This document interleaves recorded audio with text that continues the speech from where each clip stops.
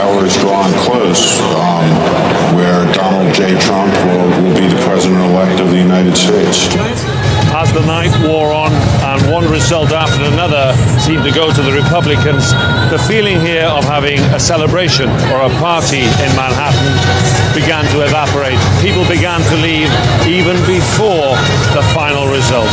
This criminal government cartel doesn't recognize borders, but believes in global governance, unlimited immigration, and rule by corporations. It also believes in no borders. Just come on, folks, come on in. Speaking in secret to a foreign bank, again, just revealed, Hillary Clinton said, "My dream is a hemispheric common market with open trade and open borders." Well, there go the rest of your businesses, and there goes your country, folks. She doesn't say that. Behind closed doors, when she thought no one was listening, she pledged to dissolve the borders of the United States of America. No borders. You don't have borders, we don't have a country. WikiLeaks has given us a window into the secret corridors of government power, where we see a former Secretary of State announcing her desire to end forever the American independence that our founders gave to us and wanted us to have. American soldiers have fought and died to win and keep America's freedom. And now Hillary Clinton wants to surrender that freedom to these open borders, open trade, and a world government. And by the way, we want a government for the United States. We're very happy with it. We're very happy.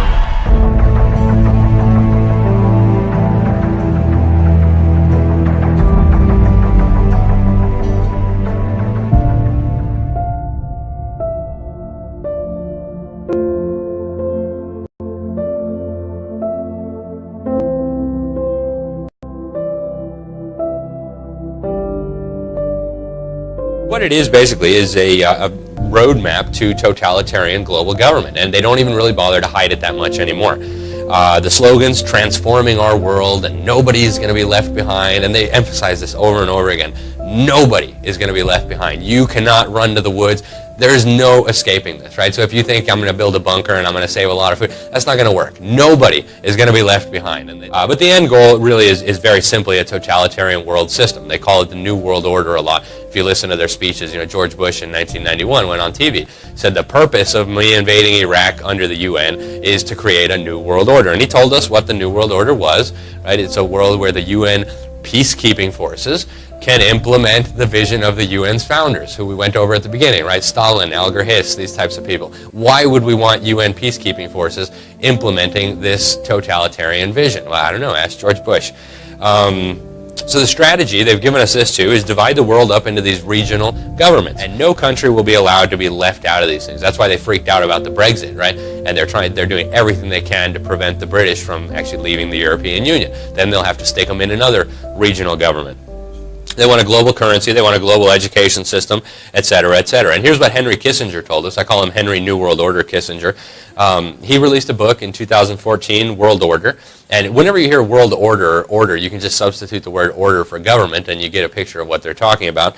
And he says, the contemporary quest for world order will require a coherent strategy to establish a concept of order within the various regions, and then to relate these regional orders to one another. Even Sarah Palin, love her or hate her, whatever, but she's, important figure in our political debate, and she says it's time to get out of this UN, right? The one world government apocalyptic stuff, and it's good that the British decided to leave, and America can learn an encouraging lesson. It's time to dissolve the political bands that connect us to the agendas not in our best interest. May UN shackles be next on the chopping block. So as for solutions, I always tell people we need to pray, right? God, actually, we're going to need his help for this. And the Bible tells us that too, right? If my people shall humble themselves and pray, he will heal our land, right? He tells us that, and that's a promise, and God keeps his promises. We need to educate ourselves, and we need to educate others. We need to educate our children and protect them from being dumbed down with these agendas. We need to not be misled by people who say it's the Jews or it's the Mormons or the Catholics or all this kind of hate. That doesn't accomplish anything. It's useless. It's counterproductive. It goes nowhere. And on the other side, we have wars raging. we have a growing threat of, once again, something we imagined was not going to be with us ever again in our times, of confrontation between superpowers, Russia and Europe and the United States facing off against each other, a kind of raging name-calling on both sides, and opposing forces in Syria these days, growing threats in the South China Sea, and a world that seems profoundly uncertain, unstable, and dangerous. France's tourism industry has lost nearly $800 million.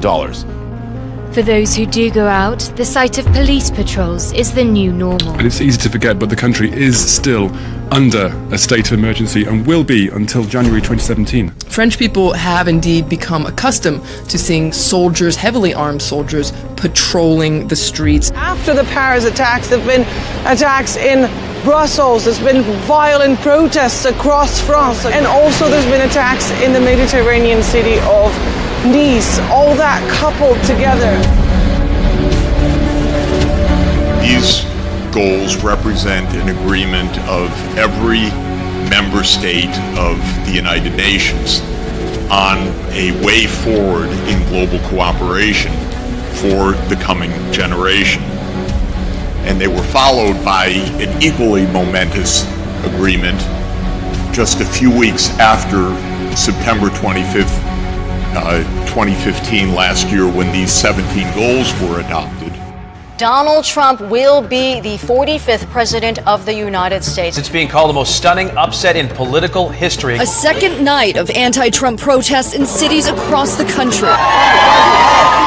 Some turning violent. In Portland, police say a rally turned into a riot when demonstrators started vandalizing vehicles and buildings, throwing things at police, and blocking this bridge. Some so upset they burned several small American flags. And tonight, an 11-year-old Texas boy claims he was beaten by classmates because he voiced his support for President-elect Trump. By incendiary words that we haven't heard before in politics. Viral video that may be hard for you to watch. It shows a local mom kicking her child out of the house because he voted in a mock election for Donald Trump. In this video, she can be heard yelling, even cussing at the boy, who is visibly upset. In this video, you can hear Chicago area teens yelling, "He voted for Trump," while others beat a driver in the middle of the street. Momentous possibilities that were undreamt of by earlier generations.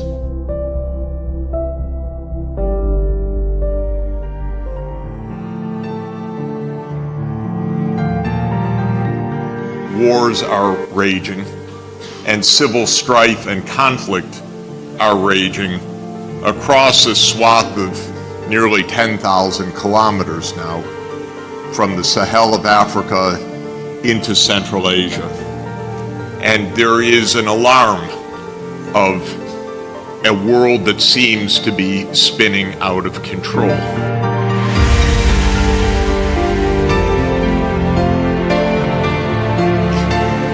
One thing you learn as a UN official is there are a lot of countries in the UN, and they're all facing problems.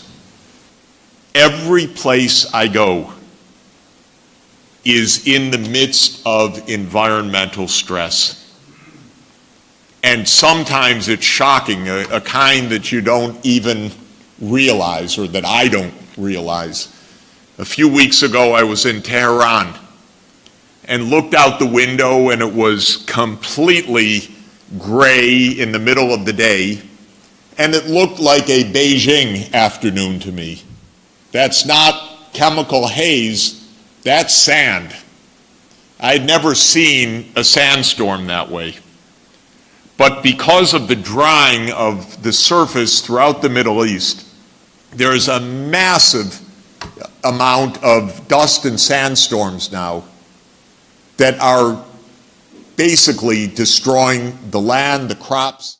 A supermoon is set to illuminate our skies tomorrow night, bigger and brighter than any full moon for almost 70 years. We have not only a full moon, not only a supermoon, but the largest supermoon we've seen here in decades. It's expected to be the brightest supermoon since 1948. That's up to 14% closer than normal. It's the moon's closest orbit around Earth since 1948. It will be part psychological, part factual that you'll actually see this thing a little bit larger in the sky.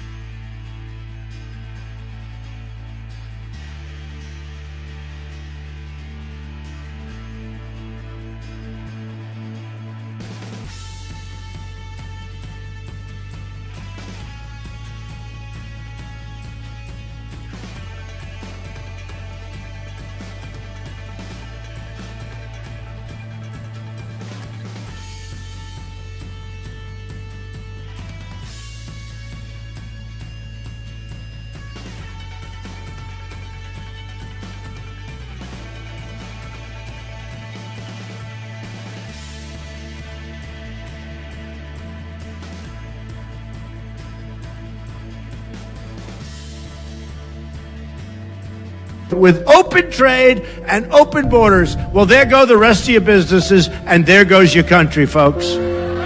She doesn't say that. Behind closed doors, when she thought no one was listening, she pledged to dissolve the borders of the United States of America. No borders. You don't have borders, we don't have a country. WikiLeaks has given us a window into the secret corridors of government power. Leave even before the final result. This criminal government cartel doesn't recognize borders, but believes in global governance, unlimited immigration, and rule by corporations.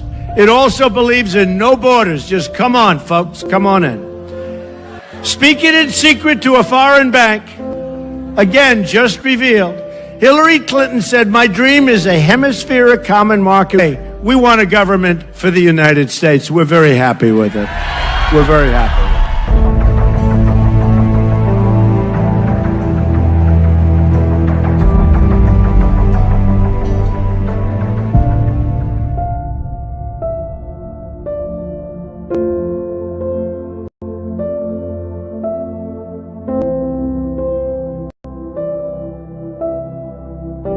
Where we see a former Secretary of State announcing her desire to end forever the American independence that our founders gave to us and wanted us to have. American soldiers have fought and died to win and keep America's freedom. And now Hillary Clinton wants to surrender that freedom to these open borders, open trade, and a world government.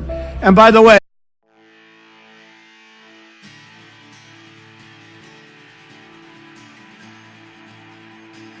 the hour is drawing close where Donald J. Trump will be the president-elect of the United States. As the night wore on and one result after another seemed to go to the Republicans, the feeling here of having a celebration or a party in Manhattan began to evaporate. People began to